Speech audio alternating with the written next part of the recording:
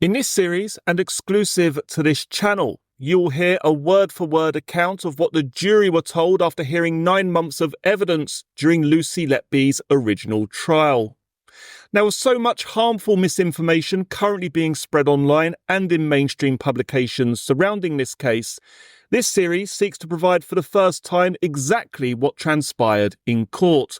That means no ill-informed commentary or any bias, simply the evidence as presented during the trial itself. This video has been made possible by the purchasing of court-approved transcripts, further details of which can be found in the video description box below. What you'll hear next is a detailed summary of the prosecution's case against Lucy Letby.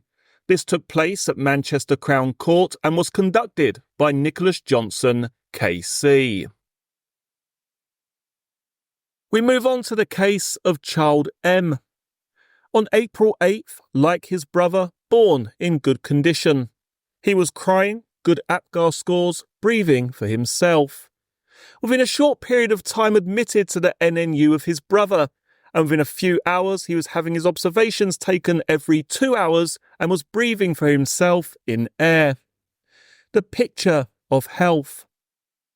Overnight, on the 8th to the 9th, like his brother, cared for by Tracy Jones. If you look at the observations chart, you will see he was doing just fine.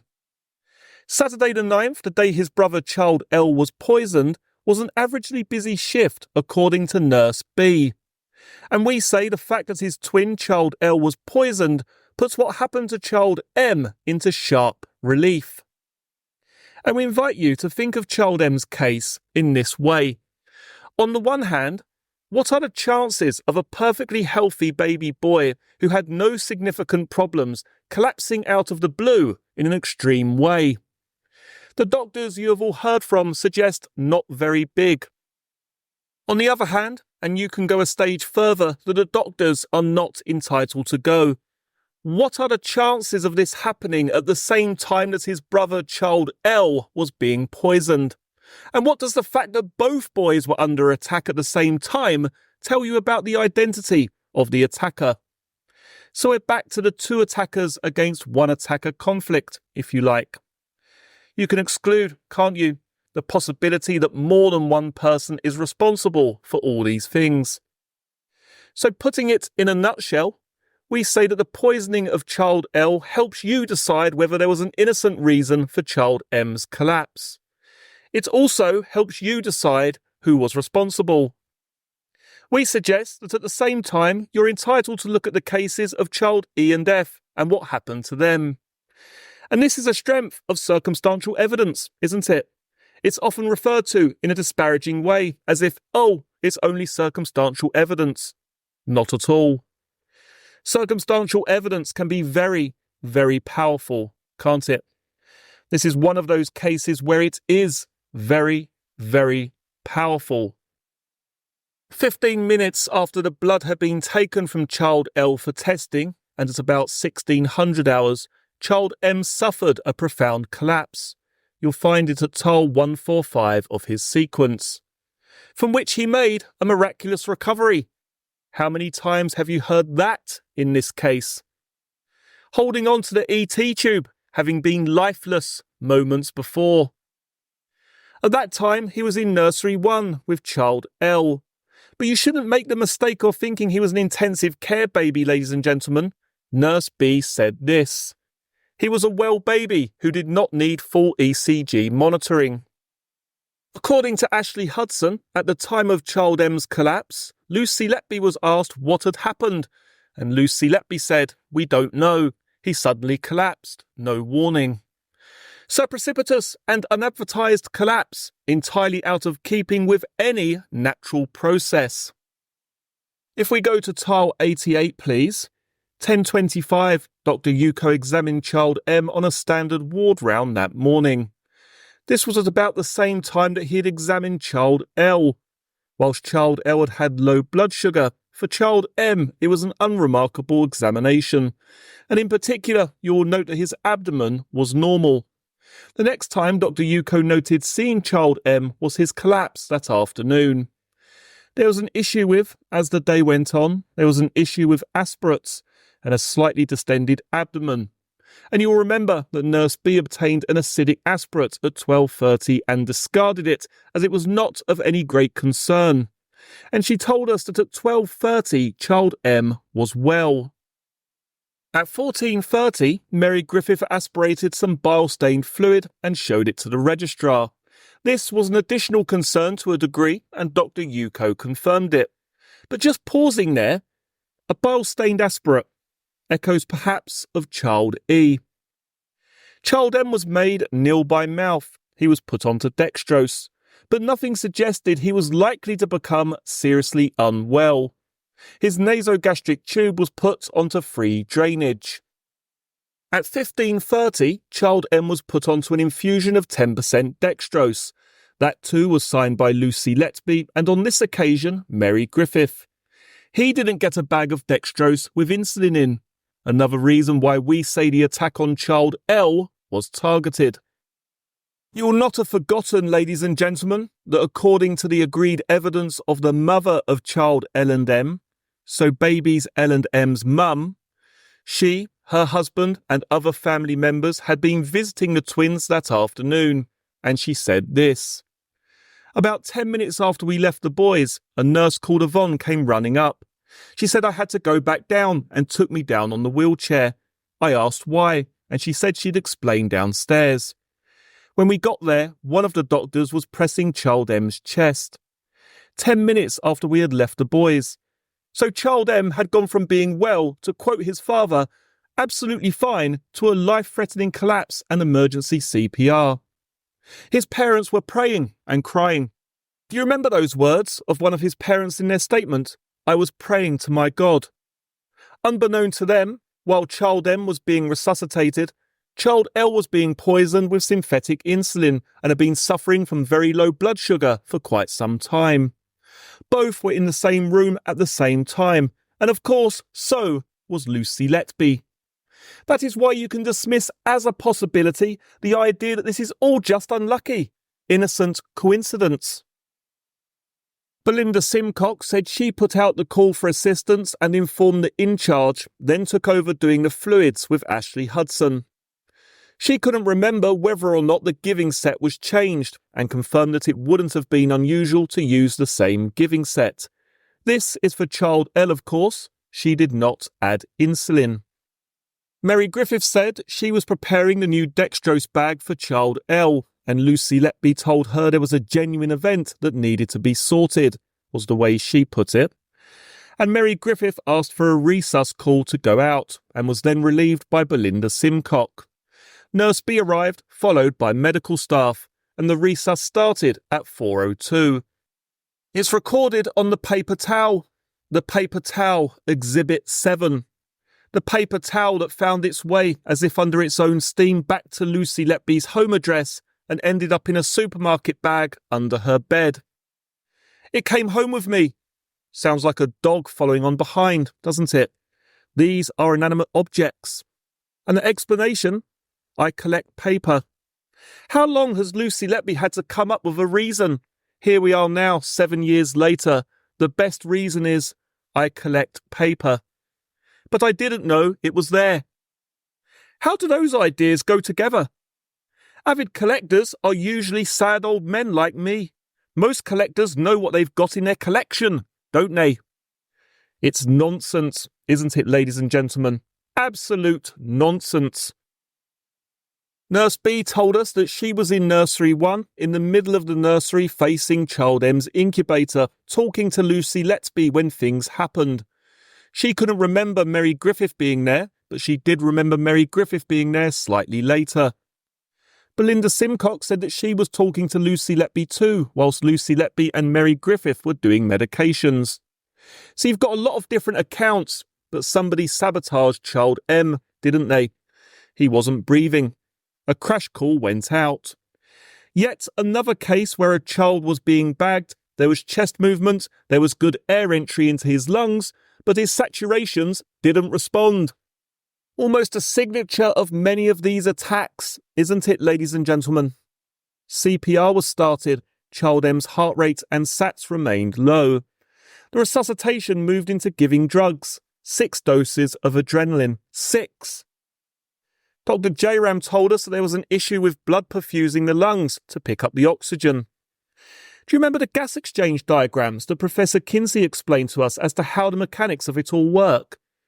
And it is a signature, isn't it, of the consequences of many of these attacks.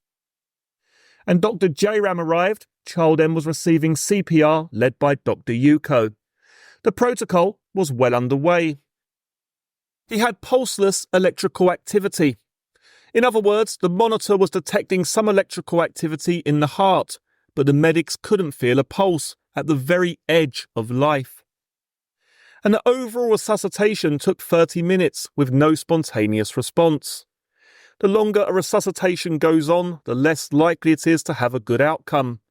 And 20 minutes is the usual watershed, according to Dr. J-Ram. He said it was unusual to get a positive response after the amount of downtime Child M had had. And Dr. J-Ram had what he termed as the difficult conversation with the parents of Child L and M.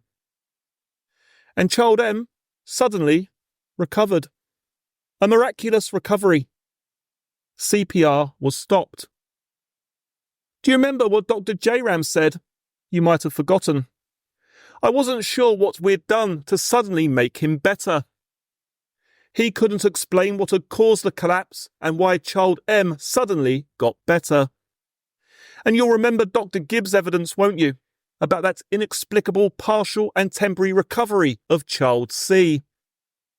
We will come to Child C in due course. During the resuscitation, Dr. J-Ram noticed skin discoloration. Child M was generally pale. There were patches and blotches of very bright pink, or certainly more obviously pink on his torso that flitted around, appearing and disappearing. Dr. J-Ram said this, direct quotation. Because Child M was darker skinned, it was more obvious. He was generally pale, which one would expect in a cardiorespiratory arrest. There were patches of very bright pink, or certainly more obviously pink because it was on a darker skinned background on his torso that flitted around. These sort of pink patches, for want of a description, better patches. They would appear and disappear, and then other ones would appear and disappear. I noticed them on his abdomen because that's the most obvious bit of his body that you could see, because the rest of his body had people covering his chest doing CPR. I noted them sort of when I got there, during the start of the resuscitation. I can't comment on how long they continued to be there. Once circulation was restored and his heart rate came above 100, they vanished. I had never seen this before Child A. When she was asked about it in interview, Lucy Letby said this, and you'll remember I asked her about it in cross-examination as well.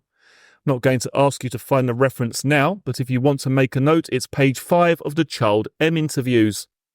She suggested that the lighting in Nursery 1 wasn't very good in that corner spot, and perhaps that was the reason why she didn't spot what Dr. J-Ram did spot. Well, I've got 2 words for you to bear in mind when you're thinking of that as an explanation, ladies and gentlemen. Child I. You'll remember what happened to Child I in Nursery 2 on the 13th of October, and the fact that Lucy Letby claimed to be able to see in very poor lighting when it suited her. And we will get to Child I in due course.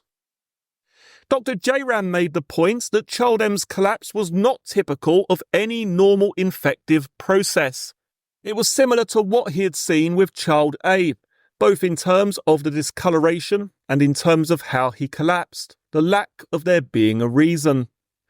He explained that at the time he was operating within certain rules of engagement. You'll remember the cross-examination, I'm sure. He had never seen this before these cases. Do you remember he was asked, in answer to a question, he asked a question, and his question was this. Are you suggesting that I didn't see it, and am perhaps confabulating it? That's doctor or lawyer speak for making it up. Well, what is Lucy Letby's case on whether or not Dr. J-Ram is making things up? 1 minute you may think she has it one way, another minute perhaps she has it another. You will be the judges of that. It was said that if this was what came back to Dr. Jairam on behalf of Lucy Letby, quote, "If you'd seen a rash that looks the way you've described it to us on child M, you would have recorded it." So in other words, because he didn't write it down, he must have made it up. Another time, he was accused of seeking to create dramatic detail by using the phrase physical chill by describing how he felt when he later found a paper on air embolism.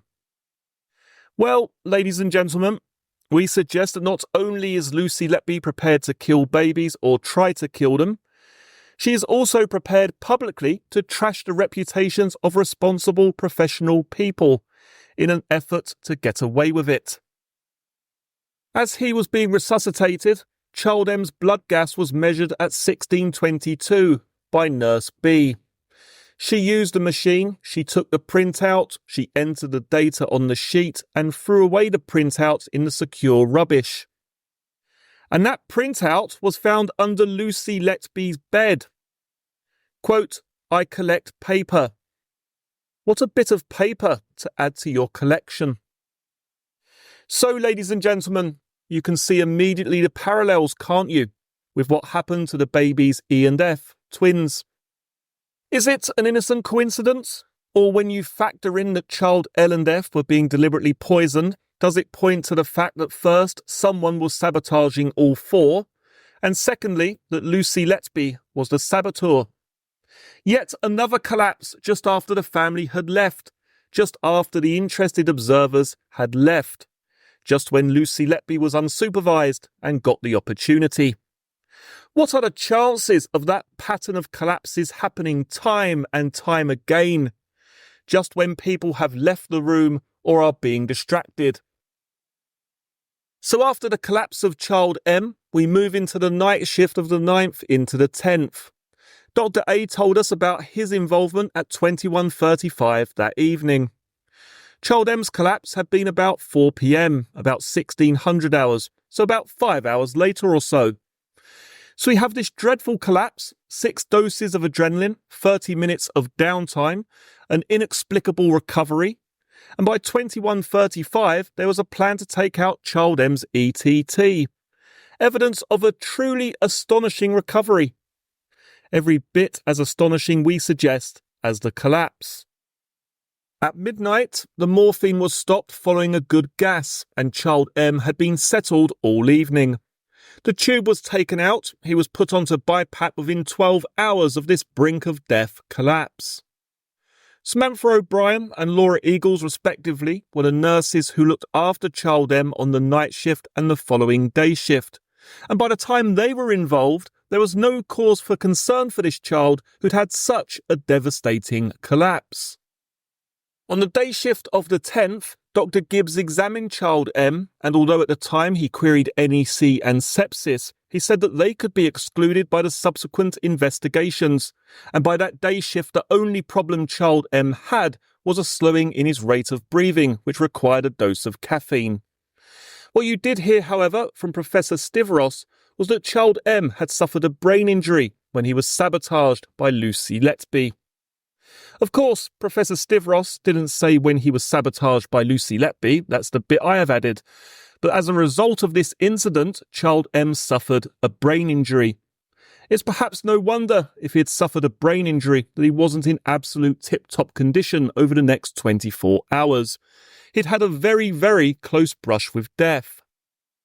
In the days that followed, he no longer needed any stimulation for his breathing. Well, we had expert evidence from both Drs. Evans and Bowen. They both told you that before his collapse at 1600 hours, child M was breathing unassisted in air. He'd been taken off enteral feeds because of the bile-stained aspirate I told you about. The blood test and the observation chart provide no evidence to suggest that he had any form of infection. His collapse was as precipitous and dramatic as those of many of the other children, as was his recovery, and at the risk of boring you, I remind you that this is a fairly typical picture in these cases. As Dr. Evans said, the small bile-stained aspirate at 1430 was not a marker of impending collapse. Dr. Bowen added that babies of this gestation being taken off feeds is a very common occurrence, and subsequent investigations revealed there was no gastrointestinal issue. Dr. Bowen also said that the recovery was as perplexing as the collapse. The recovery tells you that it wasn't an infection-related collapse. It was suggested that the lack of blood gases in the hours before child M's collapse meant that he might have had an infection. So this was a child presenting no signs of concern at all. Therefore, they were not taking blood out of his heel. And therefore, it was being suggested on behalf of Lucy Letby that means you can't exclude infection. Well, Dr. Evans said that's simply not true. He was self-ventilating in air, and there were no significant concerns, no reason to do a blood gas. And we know the subsequent tests exclude infection. Both Dr. Evans and Dr. Bowen told us that in their view, this was a case of air embolus. Both explained how it could be that you wouldn't necessarily need to be literally at the side of the child at the moment he or she collapses to have been responsible for injecting the air.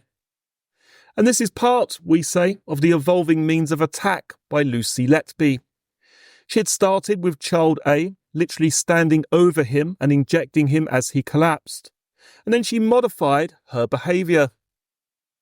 You will remember that on the 23rd of February, Dr. Evans was asked where the air goes, as if being able to answer or not answer that question necessarily determines the issue of whether or not this was an air embolus.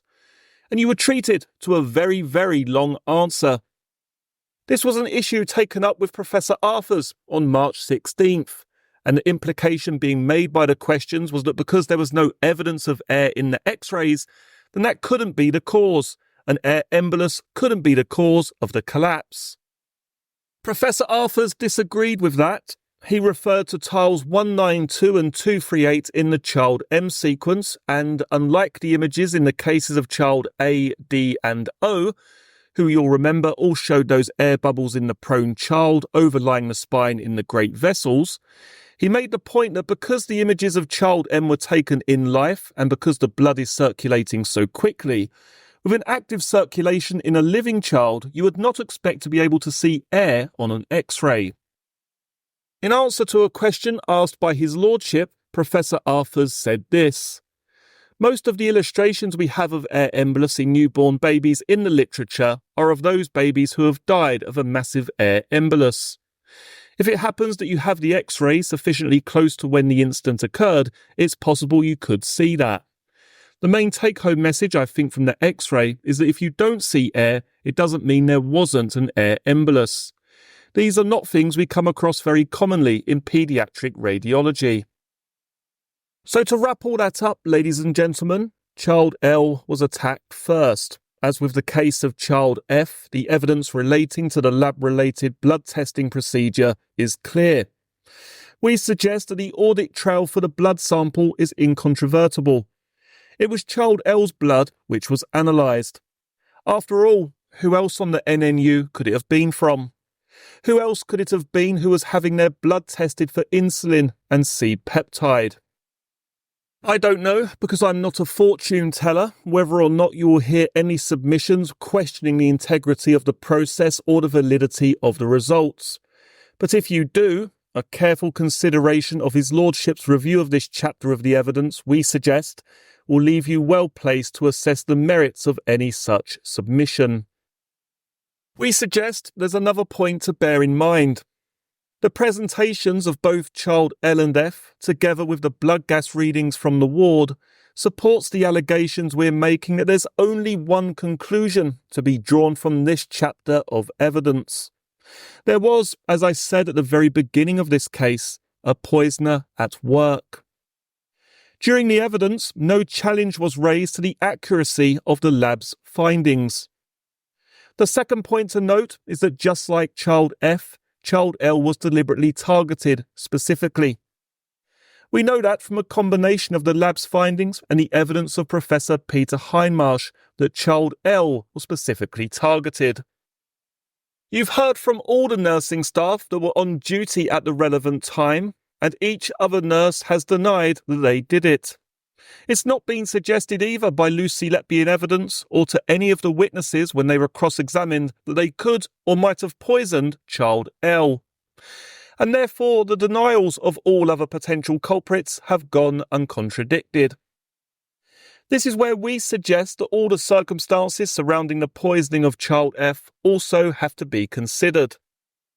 Putting child F's and child L's cases side by side, we respectfully suggest that child F was poisoned with 2 bags because the giving set had to be changed with TPN, and so insulin sticking to the plastic cannot be the explanation for his continuing hypoglycemia.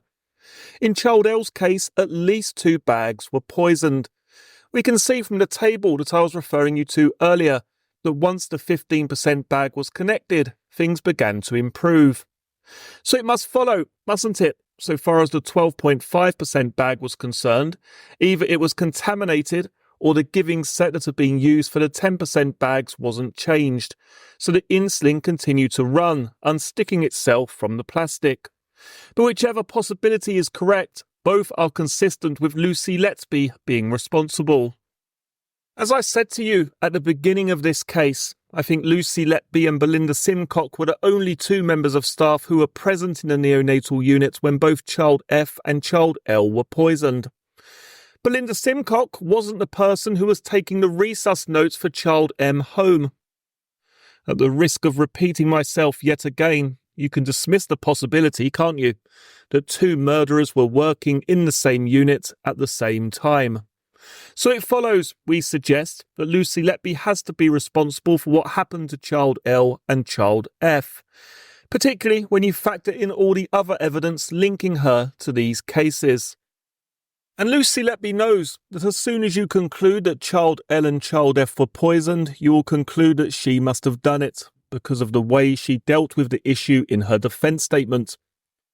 In the case of child F, she said, "Because I know I didn't do this, but I am being blamed for it, I cannot accept that the material readings and measurements over the relevant period or the blood analysis are necessarily accurate."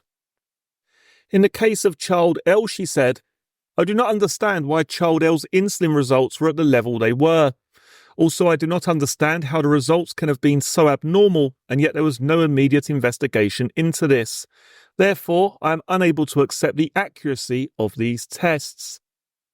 Well, she has rowed back from that in evidence, because she realises that to deny that child F and child L were poisoned will make her look silly. But accepting it also causes her a problem, doesn't it? And you'll want to listen very carefully, we suggest, to how the defence seek to pilot Lucy Letby out of that particular creek. By now, ladies and gentlemen, you'll have worked out, I'm sure, if you hadn't before, why we started with these 4 cases. Because if you conclude that Lucy Letby murdered child E, tried to murder child F, and tried to murder the twins child L and child M, then it puts all the other cases into a very clear context.